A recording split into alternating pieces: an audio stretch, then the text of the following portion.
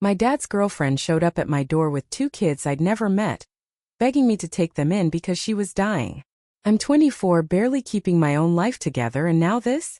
It was a Tuesday evening, the kind where you're microwaving leftover pizza and pretending you've got your shit together. I was sprawled on my couch, half watching some true crime documentary, when the doorbell rang. Not the polite ding-dong of a delivery guy, but a frantic, insistent buzzing like someone was leaning on it. I dragged myself up, muttering about neighbors who can't keep their kids off my porch, and swung open the door. There she was, Lydia, my dad's girlfriend of 3 years, looking like she'd been chewed up and spat out by life. Her face was gaunt, her eyes red-rimmed, and her hands trembled as she gripped the shoulders of 2 kids. A boy, maybe 6, stared at his sneakers, his backpack sagging off one shoulder.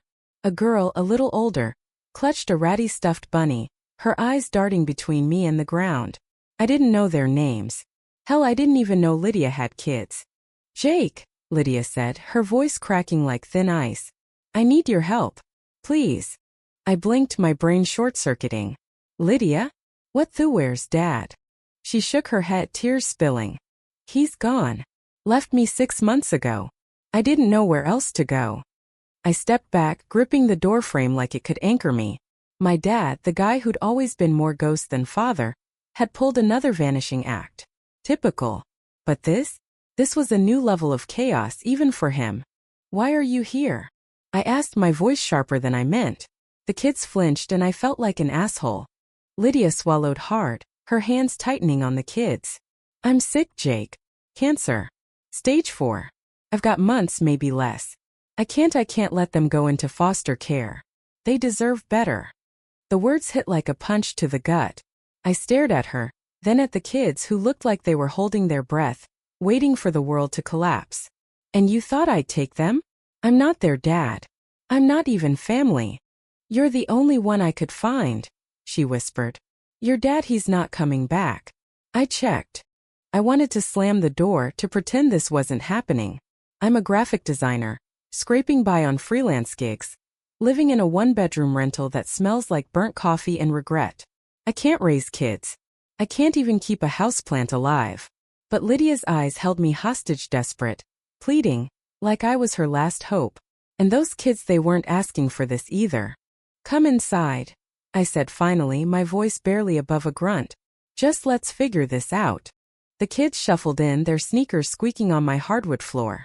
The boy, Ethan, kept his eyes down, but the girl, Mia, stared at me like she was sizing me up. Lydia sank onto my couch, her hands shaking as she pulled out a folder stuffed with papers.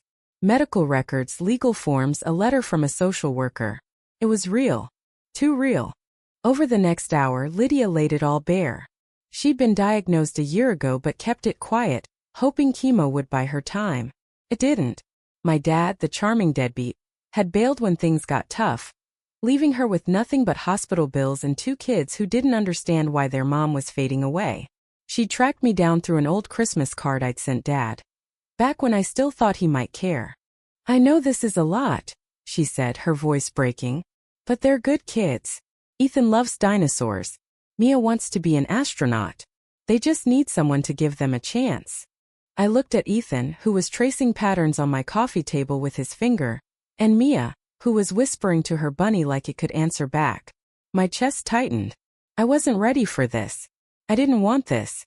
But the alternative, letting them get swallowed by a system I knew could be cruel, felt worse. The next few days were a blur. Lydia stayed in a motel nearby, too weak to do much but visit when she could. I let the kids crash on my couch, their backpacks and toys turning my living room into a makeshift camp. Ethan was quiet, barely speaking, but he'd light up when I showed him my old dinosaur books from when I was a kid. Mia was tougher, always watching, always questioning. "Are you gonna keep us?" she asked one night, her voice sharp like she was daring me to say no. I didn't have an answer. I was still trying to process how my life had gone from solo Netflix binges to buying kid-sized cereal bowls. I called my best friend Sarah, who's got a knack for talking me off ledges. "Jake, you're not their dad," she said over coffee. "But you're not heartless either. You can't just walk away." She was right, but it didn't make it easier.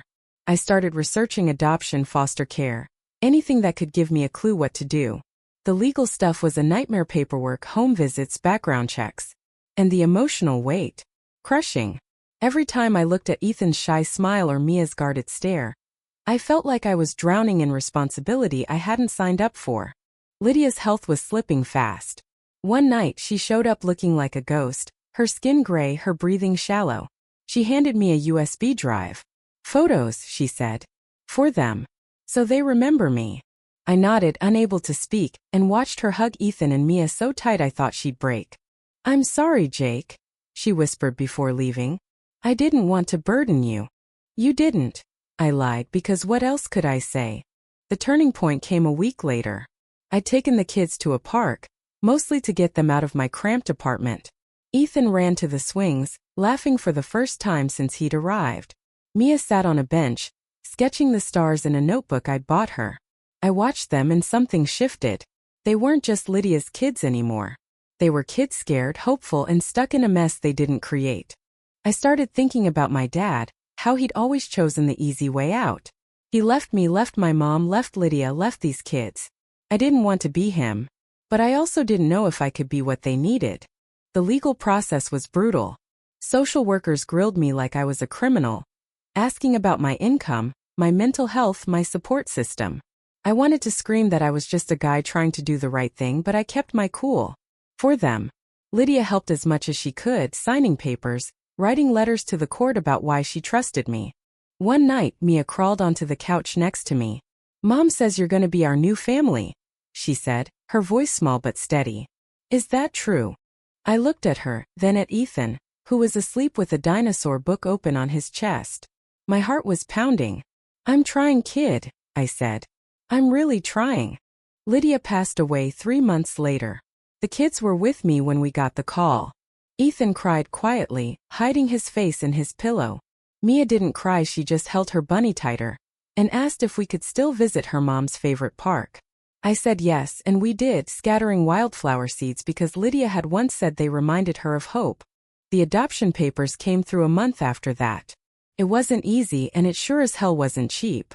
I had to move to a bigger place, take on extra freelance work, and learn how to cook something other than pizza. But when I saw Ethan's face light up at his first school science fair, or Mia tape her star charts to her bedroom wall, it felt right. I'm not their dad. I don't think I'll ever feel like one. But I'm their family, and they're mine. I still think about Lydia. About how she trusted a stranger's son with her kids. I think about my dad too, and how I'm breaking his cycle. It's messy, it's hard, and some days I'm terrified I'm screwing it up. But I'm here. And that's enough for now. What would you do if life dropped a choice like this on your doorstep? Is it fair to ask someone to take on a burden they didn't choose? Share your thoughts. Where does duty end and compassion begin?